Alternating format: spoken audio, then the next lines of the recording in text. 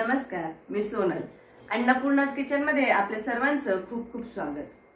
उन्हाळ्याचे दिवस आहेत.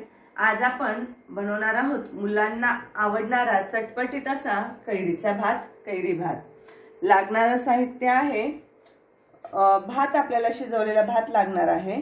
इतपत मोकळा भात आपल्याला पाहिजे. चिकट भात याच्यासाठी वापरायचा नाही. रात्रीचा शिळा भात असला तरी काही हरकत नाही. त्यानंतर आपल्याला लागणार आहे 1 वाटी कैरीचा किस. कैरी धुवून सोलून तिचा किस करून घेतलेला आहे. त्यानंतर आपल्याला लागणार आहे 4 ते 5 लाल मिरच्या. मुलांच्या आवडीनुसार, आपल्या आवडीनुसार या मिरच्यांचं प्रमाण आपण कमी जास्त करू शकतो. 2 चमचे शेंगदाणे, 2 चमचे डाळव याला काही ठिकाणी डाळ्या असं देखील म्हणतात. त्यानंतर बारीक चिरलेली कोथिंबीर. फोडणीसाठी आपल्याला लागणार आहे 2 चमचे तेल, जिरं मोहरी, हिंग पावडर, कढीपत्ता, हळद पावडर आणि चवीनुसार मीठ. आता आपण कढईमध्ये तेल तापायला ठेवूया.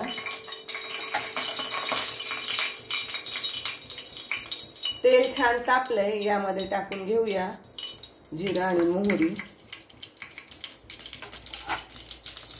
जिरं आणि मोहरी छान तडतडली की त्यामध्ये टाकूया शेंगदाणे. गॅस कमीच ठेवायचा आहे म्हणजे ते शेंगदाणे वगैरे करपणार नाही.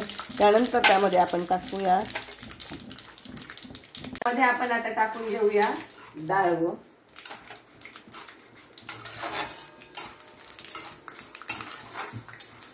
डाळव थोडंसं लाल झालं की त्यामध्ये टाकूया या लाल मिरच्या. असे थोडेसे, एका मिरचीचे 2 तुकडे करून आपल्याला टाकायचे आहेत म्हणजे जास्त तिखट होणार नाही. हा भात थोडासा असा छान लागतो, कमी तिखट.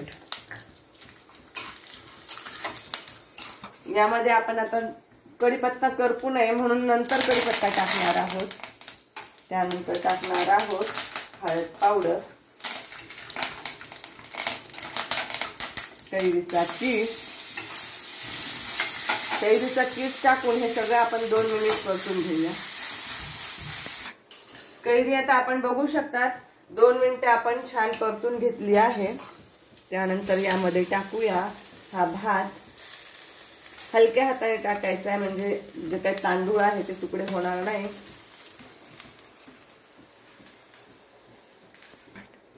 या भात टाकल्यानंतर आपण यामध्ये टाकून घेऊया चवीनुसार मीठ.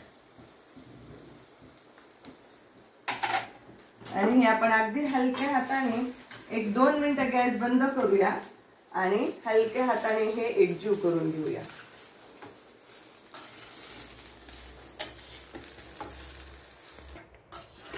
असा आपण हा भात थोडासा फोडणी मिक्स करून घेतली की याला एक झाकण ठेवून 5 मिनिट आपण छान वाफ काढून घेऊया. भाताला छान वाफ आली आहे, बघू शकता.